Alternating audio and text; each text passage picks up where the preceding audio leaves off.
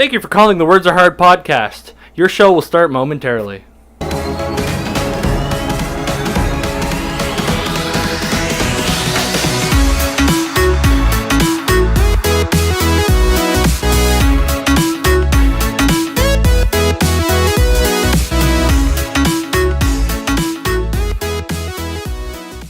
Hey guys, welcome back to the Words Are Hard podcast. My name is Mike. With me as always is Alex and Greg. With me as always is a set change. Mike can't make up his mind what he wants to do. Yeah, I like moving shit around. When you watch next week's episodes, we're probably going to be in a completely different room altogether because we've kind of wore out this one at this point. I was thinking about setting up the shed. We'll just go out there. When it warms up, we'll film on location outside. Record us outside. How about that? We can hire someone to build us a new set. How about That's that? right. How about that? How about that? Anyway, just to stay right on topic, today I wanted to talk about customer service. Simply because the other day I had a really, really shitty experience as a customer. When my wife and I recently got her TV installed. And we were told, you only pay for what you're going to use. So, we were installed early February, and they're like, oh, you'll get your bill in March, and you'll pay for February. Well, what they didn't say is that you'll pay for February and March at the same time. And I was like, that's not what I was told. And I called in, and I tried to explain it to the guy, and he's like, yep. And I was like, okay. And he's like, that's how the billing is. We bill in the middle, so your first one's going to be 2 months. And everything will be monthly afterwards. And I was like, but that's not okay. And then I went off about how I didn't like it, how I wasn't satisfied, and other problems I've been having. And he just sat there silently. There was no, I talked for 5 minutes straight, just tearing apart the company's billing policy. And all I hear is typing. Click. Yep. No, I'm sorry to hear that. No. He's sitting there playing IO games. And I was just like, "Are you there?" And he's like, "Yeah." And I was like, "Are you gonna fucking say something?" And he's like, "Did you really? I already told you what blah blah blah blah. Like I already told you I can't change it." And I was like, "I'm not asking you to change it. Now I'm telling you my issues." And I was like, "And you're not even acknowledging it. Like we're having a goddamn conversation." He's like, well, I told you, what the policy is, and that's all I can do. And I was like, yeah, but you could at least take your thumb out of your ass and talk to me like a person. You know what I mean? Like, fuck. Did you ask for a supervisor? He was a supervisor.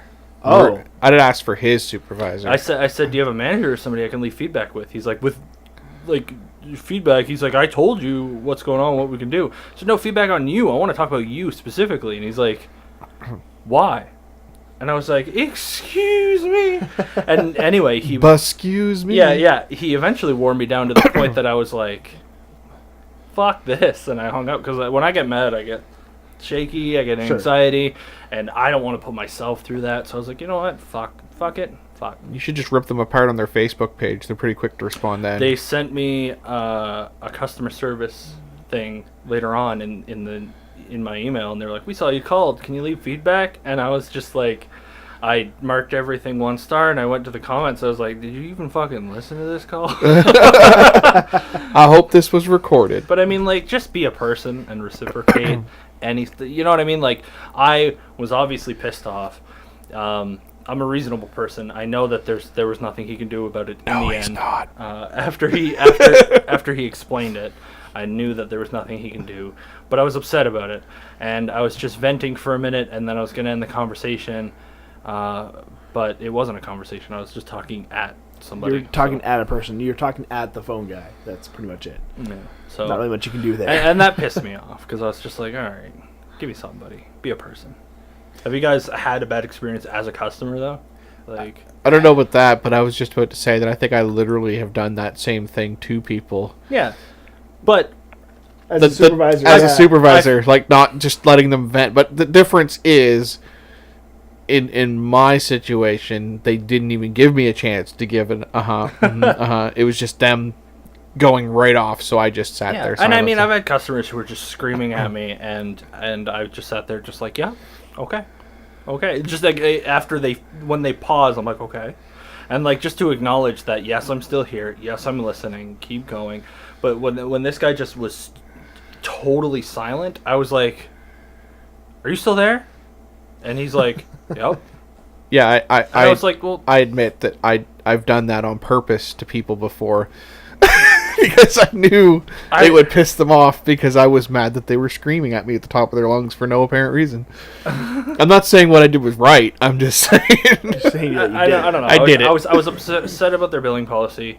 I didn't get irate until he did that, and once he did that, I was irate. Well, see, and that'd be the biggest difference between when I was doing it. I was being screamed at, basically telling me, you know, you're going to change this, you're going to do this, you're going to do this. In your situation, it just sounds like you were just unhappy and telling him you were unhappy. I said that makes no sense. That doesn't. I was like, if you're telling people that they're going to pay for what they use, how are you going to bill in advance? You know what I mean? And he's like, well, that's how it works. We got to get our money. And I was like, well, I understand, but like if I pay you and I'm not on a contract and I cancel and then I have to fight with you to get a check because your billing system's flawed in the first place. Exactly, yeah. You know what I mean? See, Yeah. I mean, I don't really, I haven't really had any calls, like calling a customer service industry type person. My problem, I Um, think, is that we're the type of people that like don't patronize places. Sure. When I interviewed for one of my retail, I used to work at Staples, and when I went to go interview there, they were like, "Where do you shop normally?" And I was like, "Oh, Walmart, Superstore." Why? Well, I work at the Superstore, and I was like, "And Walmart's cheap." He's like, "Well, any other reason?" I was like, "No, I don't really shop anywhere." He goes, "Oh, so you just sit at home in your empty house and do nothing?" And I was like, "Well, no, I just like we're not like I guess, yeah. typical consumers, I guess." I guess that's true. Yeah. No. You should have just been like, That's I can exactly get it. what I want at Walmart. Well, I mean, when you have an internet problem, Sure. do you call your internet company, or do you work on it at home and fix it? I mean, a little bit of both. I do what I can at home. That's- and if I can fix it, then great. If not, I'm like, hey, That's what I mean. think you have a network problem. You seldom call them. I had one situation where I had to call my provider. I guess at the time it was Rogers.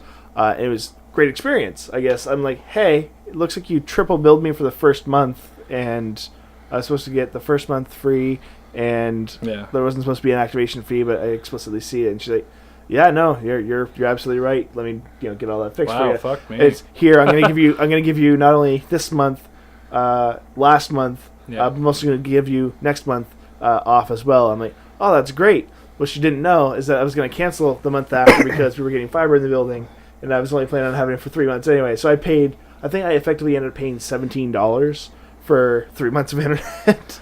That sounds like a mutual friend of ours that I won't name, but it's a French friend of ours who is the worst possible customer I have ever seen. So he's never been your customer. No, but you but know him as the shitty customer. Because I've listened to him on the phone, and it just happened again the other day. But the one that stands out in my mind is you were talking about Rogers and about how you dealt with them. Yeah, they were great. He basically tricked Rogers into letting him cancel his service, and he wound up with like a $400 credit from Rogers by the end of it. And he never paid them. No, and he never paid them a cent in the first place. So basically, he gets set up. He had some free months. He complained and bitched into getting credits onto his account from them. Yep. Almost $900. Had service until it was down to $400. Canceled with them, and they wrote him a check for the remaining $400. When he never paid a cent in the first place. Okay, that's a dick move, but that's also amazing. He does stuff like this all the I remember time. one time he went out for lunch at work, right? And he went out to KFC, and he comes back, and he was like, oh, I wanted all white meat, and they gave me 1 dark piece and 3 white meat. And he called them up and chewed them apart, and then he came back like 10 minutes later, and he had like 3 free meal coupons. I'm allergic to dark meat.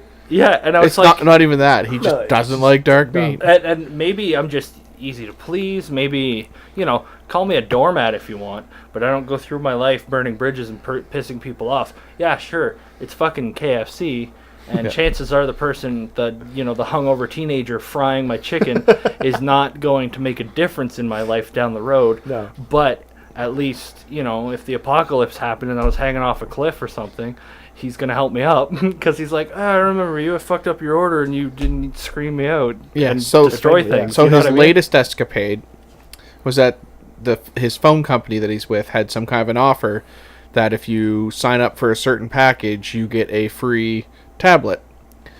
And he needed a new phone anyway because his was broken. So he goes in, he wants to get this new phone, he wants to sign up for the new package, he wants to get the tablet. They couldn't give him the tablet then and there. He'd have to have it sent to him.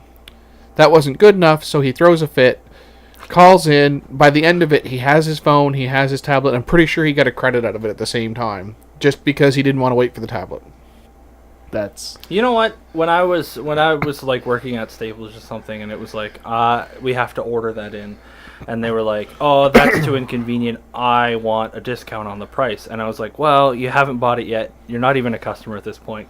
Have fun going somewhere else. We'll sell it to someone who's willing to wait. Yeah. like I said, I guess I haven't had a bad experience calling into a place and trying to get something done, but Canadian Tire, specifically Canadian Tire, fuck that place. Oh. There's Okay, Canadian Tires are franchised, so let's just point out the fuck that Canadian Tire in particular. That's fair. And not But- even necessarily that. Fuck those people that screwed you up at Canadian Tire, because there could be great people that work at that. Because I've never had an issue with Canadian Tire. I guess a lot of the ones locally here have had problems. Oh, I've like never. they have had known issues where Yeah, there's 3 in the area, and I really like one of them. there's actually a guy I work with that I work One with of right the three now. ain't bad. There's a guy that I work with right now who said that he used to work there, right? He was, one of the parts managers or something. Yeah. And there would be people that were working in the shop that if a car came in that was, the same make as them, and they needed a part of their own car fixed, No. they would say, "Hey, your front axle is broken. We need, you need a whole new one." The customer would be like, "Well, fuck, better order that thing up." So then they would take it for their own car. That's dirty. Put it on in their own time, and just send the customer out with their existing front whatever it was, and they would do that actively. Wow. The only problem, I guess, the problem I had with them is I have those air pressure monitors Yeah. for my car, right? And I ended up denting my rim real bad. Need a new rim. Yeah, didn't we discuss that recently? I literally just needed the tire moved from one rim to another, and I said, Yeah. listen, I have the the tire pressure gauge built into the rim. You just need to change that as well." And they're like, "Yeah, no problem." I noticed that the mechanic that was fixing my car Yeah. went out to his own G6, and he came back, and I'm like, okay, that's kind of interesting. I don't know if he was just on break or whatever it be, but it took them an hour to switch the rim over. I'm like, the fuck is this bullshit? It should take like Yeah. no time at all. And I bring the tire back to my car, and I'm thinking, wait. So I turn the car on, and the monitor's missing. The car tells me, yeah, Right. you're missing a tire, yo. I'm like, all right. So I went back into the shop and walk into the bay, and there's my rim with the old rim with the monitor on it. I'm like, I'm taking that. The guy's like, no, you're not. I'm like, fuck you, I'm not. So I pick it up and I walk out with it. He's like, well, fuck. Fuck me. I don't know. I don't go there for my vehicle services. No. I I mean, don't think they pay people enough to give a shit. No. No. I brought back when we first had a car and I didn't know how to work on cars at all. Wife and I brought her car in to get the lights changed out on it. We needed headlights changed and stuff. Need some headlight fluid on that. Yeah. Well, it Gotta was, one of, replace it, that was headlight one of those fluid. headlights where they had to take the whole front end out, and you know all of it. Anyway, so we bring the car in, and months later, I was in the car checking some fluids, and I looked behind the housing for the light. Full ratchet set. Nice. Still sitting in there. Score.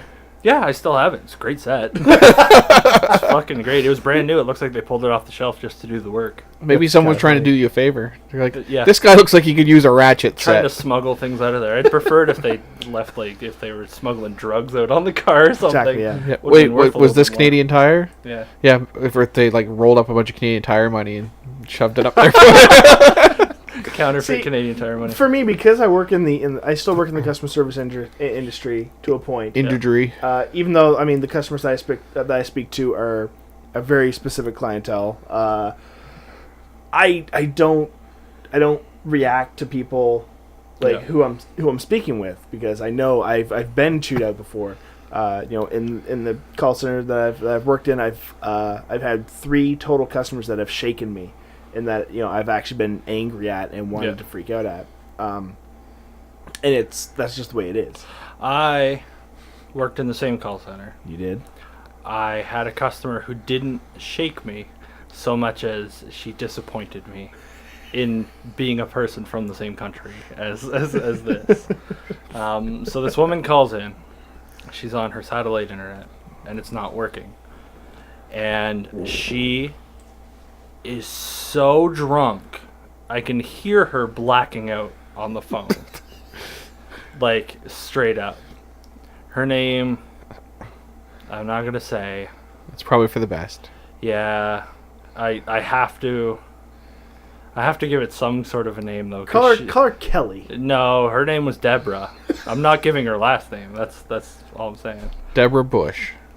Bush. Let's go with Deborah Bush. So Deborah calls in, and I'm like, thanks for calling Internet Provider. Yeah, thanks for calling Internet Corp. My name's Mike. Can I get your customer number, please? And all I hear is, I am not a number. I'm a human. But if I had a number, I wouldn't give it to you. And I was like, oh my God. I was like, can I get your name, please, ma'am? Deborah Bush. Bush. I'm like, oh shit. I'm like, yeah, just give me a second. She's like, yeah, whatever. My internet's not even working.